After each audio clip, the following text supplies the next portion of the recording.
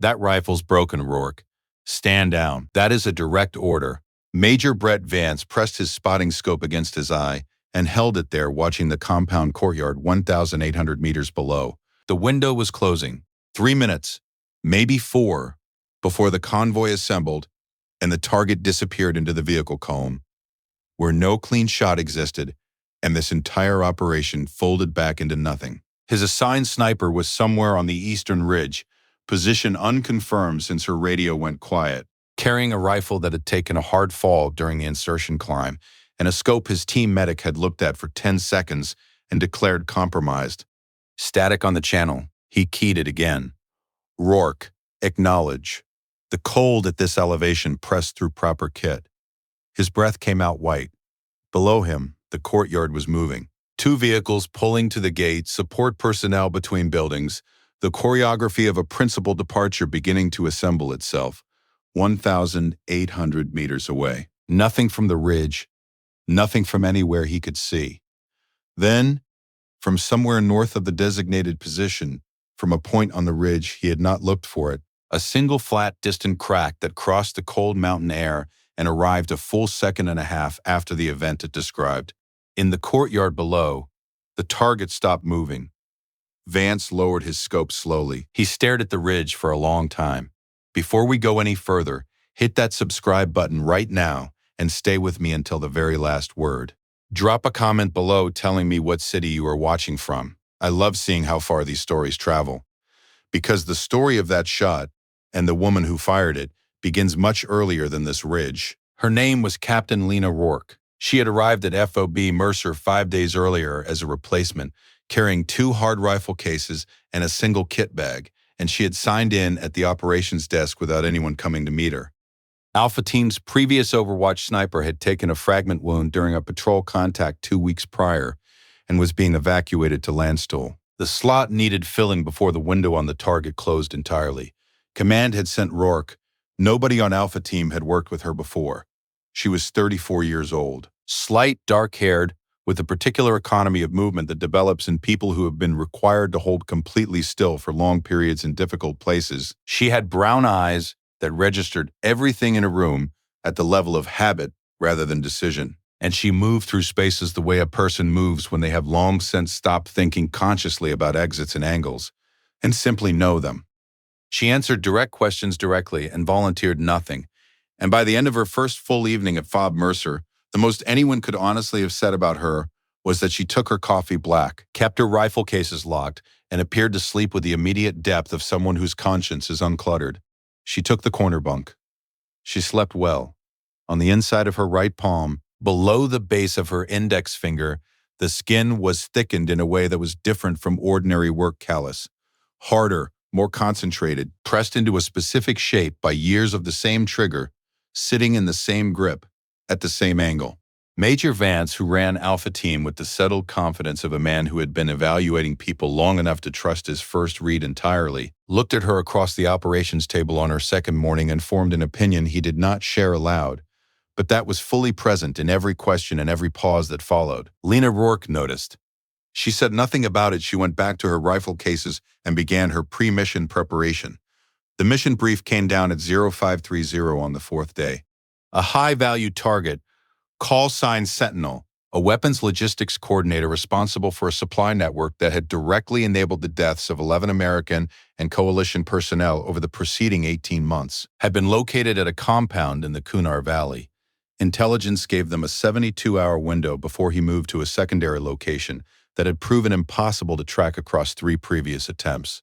The estimated shot from designated Overwatch on the eastern ridge was 1,780 to 1,820 meters, depending on final target placement. Vance spread the map and looked at his team. Rourke, he said, confirm shots at this range. Yes, she said. I want to see a zeroing group before we move. Range this afternoon. She had zeroed that morning.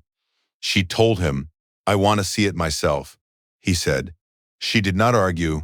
She shot 3 rounds at 500 meters on the FOB range, all 3 inside a 1-inch group. Vance observed through the spotting scope with an expression that gave nothing away and then told her the group was acceptable, but that wind conditions at altitude would differ from the range, And she should understand she would not have a second opportunity on this shot.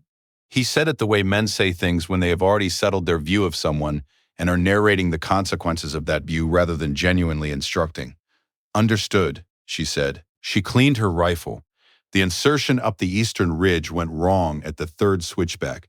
She was moving in darkness with her spotter, Corporal Josh Merritt, when she hit a patch of iced rock at an oblique angle and went down hard.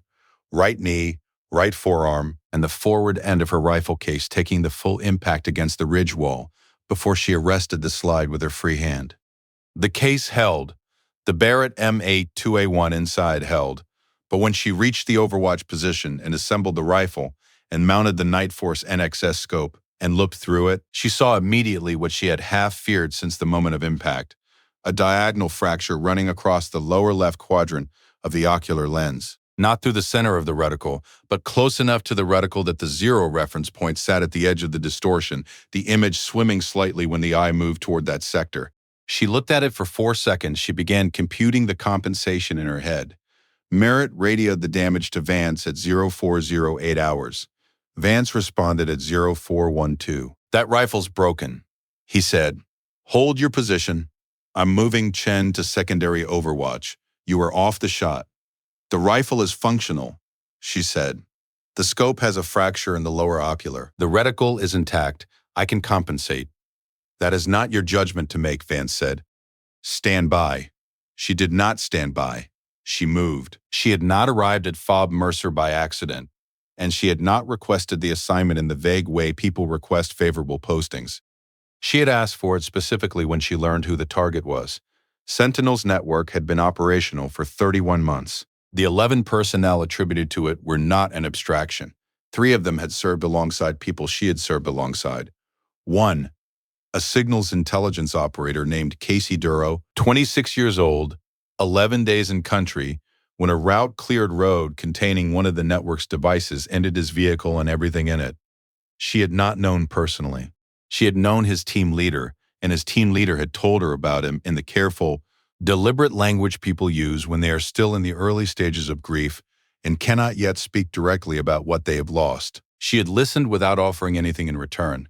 She had submitted the transfer request to Fob Mercer the following week. She had 11 years of service across 3 deployments, a sniper qualification earned at the top of her class at Coronado, confirmed shots in the Paktika province, twice in the Euphrates River Valley, and once in the Zagros Mountains at 1,100 meters in a 20-knot crosswind at altitude, a shot her team leader had described in the after-action as an unlikely success in impossible conditions, which was the kind of measured professional language that meant something different from what it appeared to mean. She had also, once before, fired with a compromised scope. Not this compromised, not at this range, but in Paktika, 6 years prior, on her 3rd deployment and her first solo Overwatch assignment. An RPG near miss had sent debris into her M24 scope and taken 40% of her right side reticle visibility. She had been 900 meters from the target. She had computed the compensation, rebuilt her reference grid around the damage, and made the shot. She had not mentioned the scope condition until 3 days after the debrief, when Master Sergeant David Yun had taken the M24 out of the armory for routine inspection and looked at the ocular damage for about 3 seconds, and then looked at her with the expression she had come to understand meant he already knew the answer to the question he was about to ask. You shot with this? He said. Yes, she said. Walk me through the compensation. She did. The mental grid constructed from memory during the wait. The holdover references applied the micro-adjustments to natural point of aim that had substituted for the missing reference points. Yoon listened without interrupting. He asked nothing. When she finished, he was quiet for a long moment. The rifle is not the limitation, he said. It has never been the limitation. You are the system. The rifle is only the last 3 inches of it. Yun had been her sniper instructor at Coronado. Small, deliberate, Korean-American, with hands that looked like they had been designed specifically for what their owner asked of them. He had been shooting at the highest level for 22 years when she arrived at his cadre, and in all of that time, he had never raised his voice at a student. He corrected through questions, asked in the same unhurried tone he used for everything. What was your wind call at the moment of trigger break? Where was your center of mass? What did you feel in the rifle? The questions were not evaluative. They were navigational. He used them to show each student the gap between what they had done and what was possible, precisely so that the student could close it on their own terms, in their own way. He had died 20 months ago. Pancreatic cancer, diagnosed late, the way those things are diagnosed when the body has been quiet about itself for too long, and progressed fast once the silence ended. She had been at his bedside alongside 4 other operators he had trained across his years at Coronado, and the last fully coherent thing he had said to her, from a face that had surrendered everything to the illness except the precision of its attention, was this: "You already know everything you need to know. Trust the breath." She had thought about it on the insertion climb. She had thought about it when she hit the ice and went down. She had thought about it when she opened the scope and saw the fracture and began the first calculation. She moved north along the ridge. She left Merritt at the designated position with instructions to maintain radio reports of her as stationary. Merritt was 22 years old, on his second deployment, and had been assigned to her 48 hours before. Not enough time to know a person, but enough time to watch her zero a weapon and give a range call and read a wind chart and understand. With the directness of someone young enough to still trust what their instincts tell them immediately, that he was standing next to something he had not encountered before. "Vance is going to lose his mind," Merritt said. "Yes," she said. "Stay on comms." She moved. The eastern ridge ran approximately 600 meters on a north-south axis before dropping toward the valley floor. The designated position sat at the southern end. Good sight lines at 1,780 meters, but the shot angle placed the compound's primary access gate at the extreme outer edge of the field of view, and a vehicle column staged in the eastern courtyard quadrant would partially obstruct the only clean line to the target's projected position. She had identified this problem during the mission brief. She had not raised it with Vance. She had raised it quietly with Merritt, who had studied the imagery and agreed with her read. The northern position, 340 meters up the ridge from designated, gave a 12-degree angular shift that opened the eastern courtyard completely. Range extended to 1,820 meters by her estimate, possibly 1,840 at final positioning. The northwest wind would arrive at a different aspect from this elevation.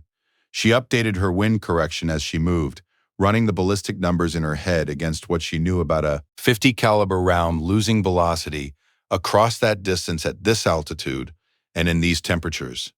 She reached the northern position at 0541 hours. The ridge dropped into a natural concave shelf of limestone there, barely 2 meters across, falling away on both sides, but stable and level and offering precisely the prone surface she needed. She settled in. She assembled and looked through the damaged scope at a compound 1,840 meters away and found the fracture exactly as she had assessed it at first inspection. Diagonal, lower left quadrant, the reticle clean above it.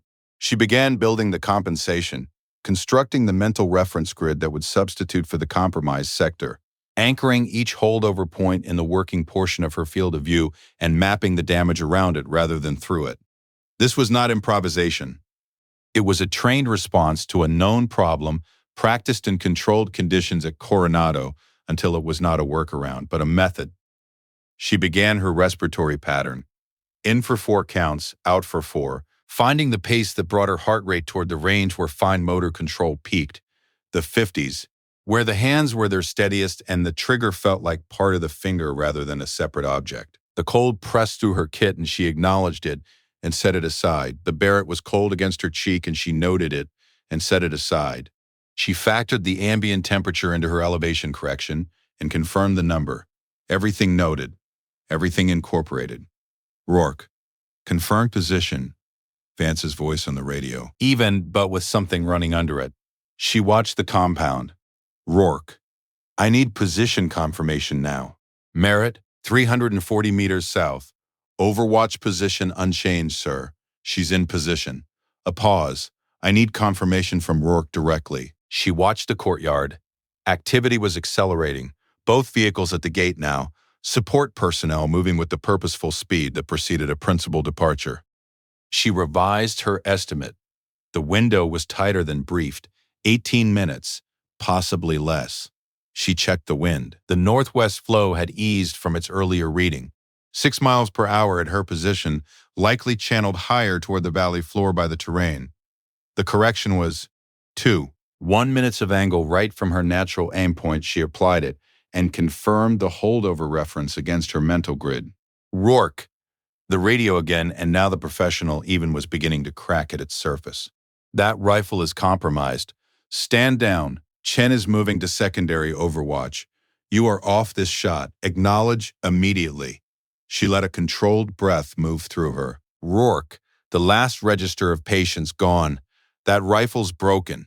I don't know what you think you're doing up there, but you do not have authorization for this shot. Stand down, Captain. That is a direct order. She heard every word. She filed each one alongside the wind speed, the temperature, the distance, the compensation factor for the damaged ocular, the time remaining in the window. Data, relevant, incorporated, insufficient to change the conclusion. The conclusion was this. Chen on the western approach did not have the angle.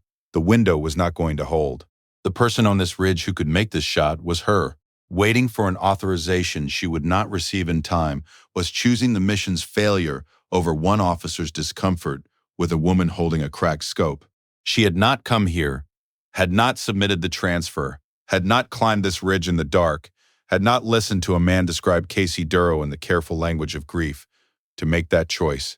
She settled deeper into the stock, Yun's voice from somewhere that was not memory and not distance but the space behind all other sound, unhurried and exact. You are the system. The rifle is only the last 3 inches of it.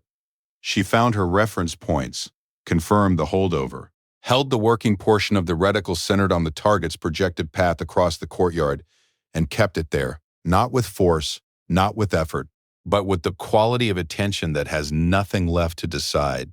At 061, 3 hours, the target emerged from the main building. He was not hurrying. He moved with the unhurried certainty of a man who had traveled through hostile environments for 3 years and arrived at the belief that his security was adequate. He was crossing the courtyard toward the lead vehicle. His path through the open ground would give her a clear line for approximately 9 seconds before the vehicle body obstructed it. 9 seconds. She had held a position for 40 minutes and fired in a fraction of one. She tracked him, applied the wind correction, compensated for the damaged scope by holding her reference in the clean sector and working the holdover from there. She maintained her respiratory pattern through one final cycle and found the bottom of the last exhale. The radio erupted, Vance unguarded and fully past the lower registers of command. Rourke, stand down. That is an order. Do you copy? Stand. She exhaled.